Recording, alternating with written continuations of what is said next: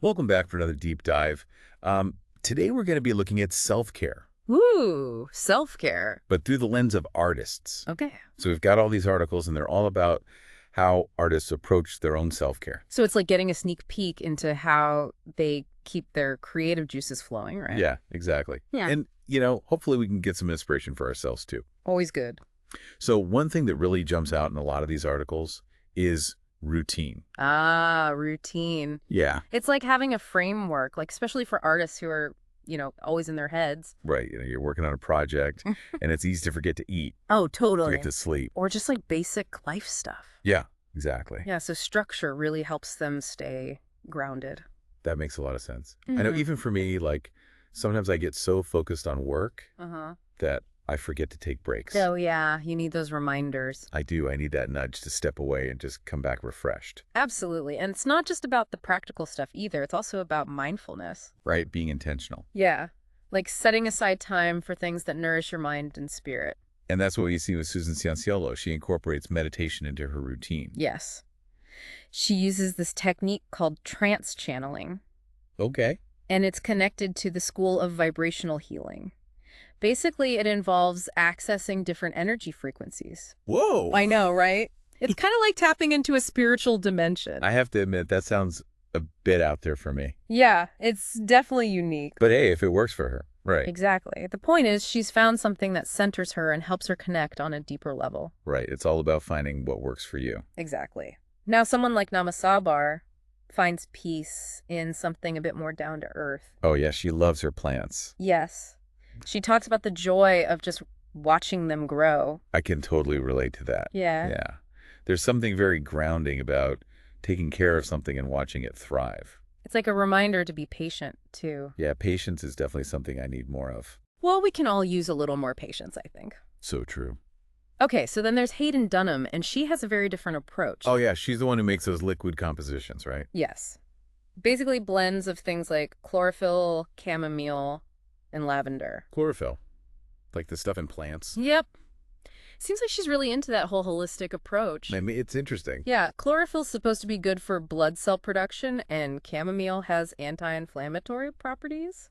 I've heard of drinking wheatgrass shots, but this is next level. Right. It kind of makes sense, though. Artists are always dealing with intense emotions and sensory experiences. Yeah, they're tuned into all those subtle nuances. Speaking of physical well-being, a lot of these artists talk about movement as part of their self-care routine. Oh, yeah, definitely. So- Yoga, running, dance, it's all in there. And it seems like it's not just about staying in shape. No, it's more than that. There's a real connection between how we move our bodies and how we think and create. It's all connected. There's even an article here about how different types of movement can inspire different artistic styles. Oh, that's cool. Yeah, it talks about how yoga can lead to more serene and contemplative art, Mm, while running might spark something more dynamic. makes sense. Like the movement itself becomes part of the art. Totally. What about you? Any go-to activities that get your creative juices flowing? I've always found that long walks help clear my head. Yeah, I can see that. What about you? Yoga for sure. It just helps me find that balance and focus I need. And that ties into another theme we see a lot.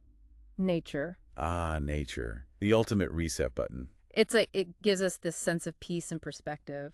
It reminds us that we're part of something bigger than ourselves. Claudia Comte talks about how nature helped her through the pandemic. Yeah, she would go for walks in the forest, observe the wildlife. She even saw llamas on one of her walks. Oh, right. It's like those experiences helped her reconnect with her sense of wonder. It's a good reminder that sometimes we just need to step away from the screens and reconnect with the natural world. Even just a short walk in the park can make a difference. Absolutely. And you don't need to live in the countryside either. Right? Even in the city, you can find little pockets of nature. Totally. It's all about being intentional and finding those opportunities. Okay, so we've talked about routine, nature, movement. But there's one artist who has a very different take on the whole self-care idea. Oh, yeah. Mishaan. He's the one who thinks the term self-care is a bit, Indulgent. yes, especially compared to what he considers the inherent indulgence of being an artist. So for him, art is self-care. Exactly. It's how he expresses himself, connects with his spiritual side, finds meaning. He's kind of flipping the script on us. Right. Instead of seeing self-care as something separate from his work, He sees his work as an act of self-care. It really makes you think. Yeah, like maybe our passions and creative pursuits are the ultimate forms of self-care. Interesting thought. Definitely something to ponder. And speaking of pondering, we've got this whole other layer to this conversation. The connection between yoga and art. Oh, yeah, that's a good one. We have an article here all about how yoga has inspired artists for centuries Cool. and how it continues to influence art today. But first, Yeah, we're going to take a quick break, and then we'll dive into that connection in more detail after the break. sounds good. Okay, so we're back and ready to get bendy. Exploring how yoga has shown up in art.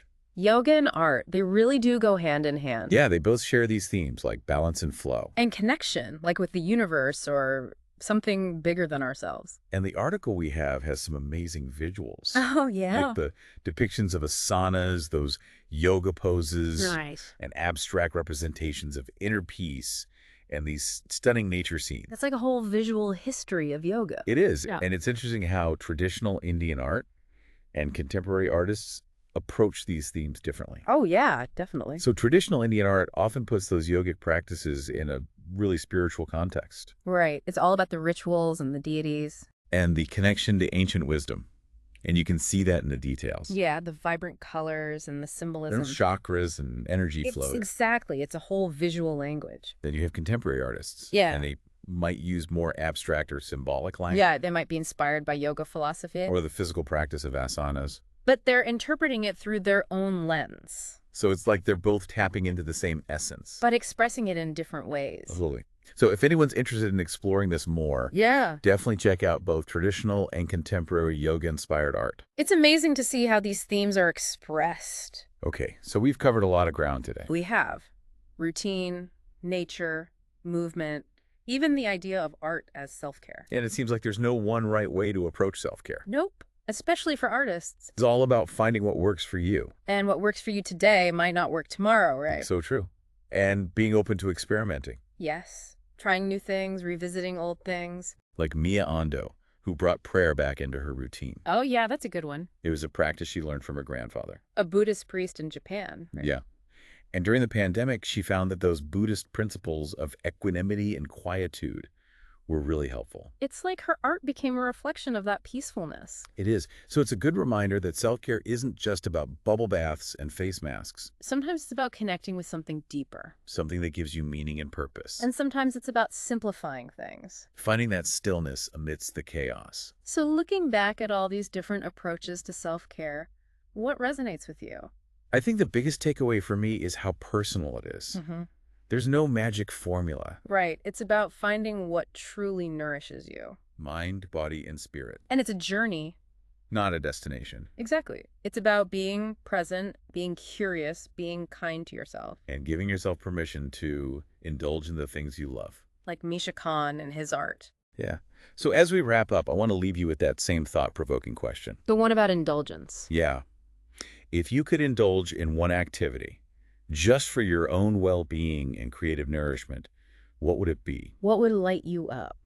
Let that be your guide as you explore your own self-care journey. And remember, self-care is not selfish. It's actually the opposite. Yeah. When we take care of ourselves, I can better care for others. it's like filling up your own cup so you can pour into others. Exactly. So as we finish up this deep dive into artists and their self-care rituals, what are you taking away from this? I'm definitely going to be more mindful about routine, Good one. even small things like taking a walk or having a cup of tea. And I'm going to try and broaden my idea of what self-care can be.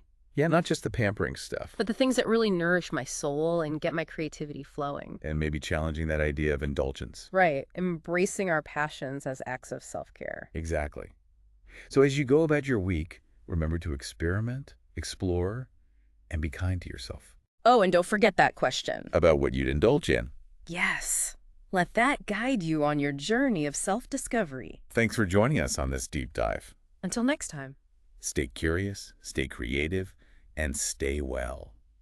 Yeah, it's so easy to forget about ourselves. Totally.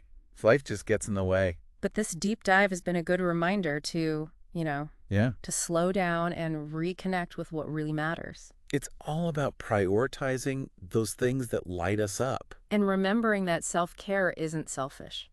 It's actually the opposite. Right. When we take care of ourselves, We can show up better for others. we can give more. It's like filling your cup so you can pour into others without running dry. Love that analogy. So as we wrap up this deep dive into artists and their self-care rituals, what are you taking away from all this? Let's see.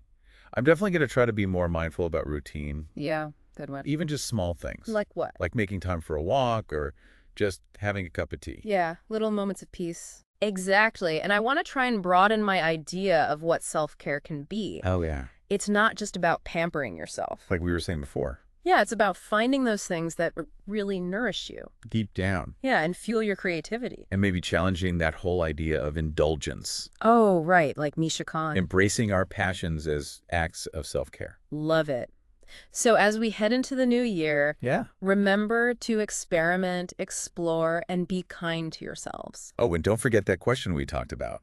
The one about indulgence. Yeah. What would you indulge in purely for your own well-being and creative nourishment Let that question be your guide. on your journey of self-discovery? Thanks for joining us for another deep dive. Until next time, stay curious Stay creative. and stay well.